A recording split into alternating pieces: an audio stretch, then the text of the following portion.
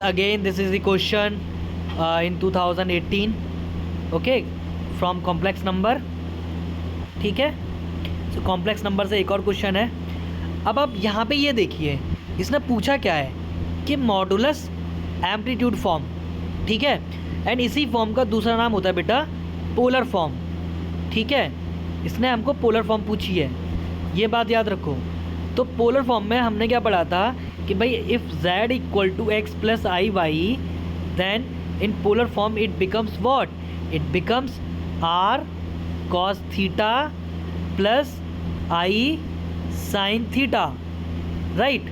तो r क्या होता था, r होता था अपना क्या सर, रूट में x square plus y square, and जो थीटा होता था जिसको हम एम्पलीट्यूड कहते हैं, वो होता था अपना tan inverse modulus y upon x, right. So again अगर हम इन ये वैल्यू निकाल लें एंड ये वैल्यू निकाल लें, ठीक है, फ्रॉम दिस वन, एंड ये वैल्यू को यहाँ रख दें, तो हमें हमारा आंसर मिल जाएगा, राइट. सो करते हैं, चलो स्टार्ट.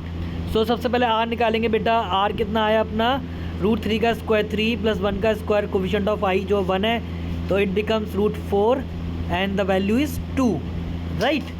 अब हमने R2 निकाल लिया, तो R2 निकाल लिया. अब इससे एक बात तो श्योर हो गई कि हमारा जो आंसर होगा वो C और D में से बिल्कुल नहीं होगा, ठीक है. हमारा आंसर A और B में से एक होगा, ठीक है ना, इनमें से एक होगा. तो आंसर हमारा यहाँ से बनेगा कोई एक. चलो अब थीटा देखते हैं, थीटा से बात क्लियर हो जाएगी. तो थीटा आएगा बेटा अपना कितना, tan इनवर्स रूट में कितना है, coefficient of i is 1 and this is √3, then it becomes pi upon 6. तो थीटा आ गया अपना π/6. तो जहाँ पे जो π/6 होगा वो अपना आंसर है, तो आंसर इज़ बी, ठीक है. तो ज़्यादा सॉल्व करने के चक्कर में नहीं पड़ना, बस दो चीज़ें निकालोगे आंसर आ जाएगा. एंड फर्दर अगर किसी को ज़्यादा वो सॉल्व करने की आदत है तो आप क्या लिख सकते हो, z equal to 2 cos π/6 plus i sine π/6, right. So this is the, so this is the, एक second, so this is the answer, right. एक सेकेंड,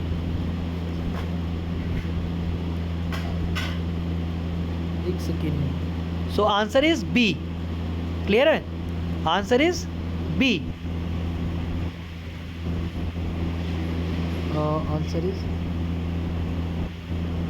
आंसर इज बी, ठीक है, ठीक है ना, answer is B, answer is B, ये रहा, clear है. तो ये आंसर अपना ख़त्म, इजी है.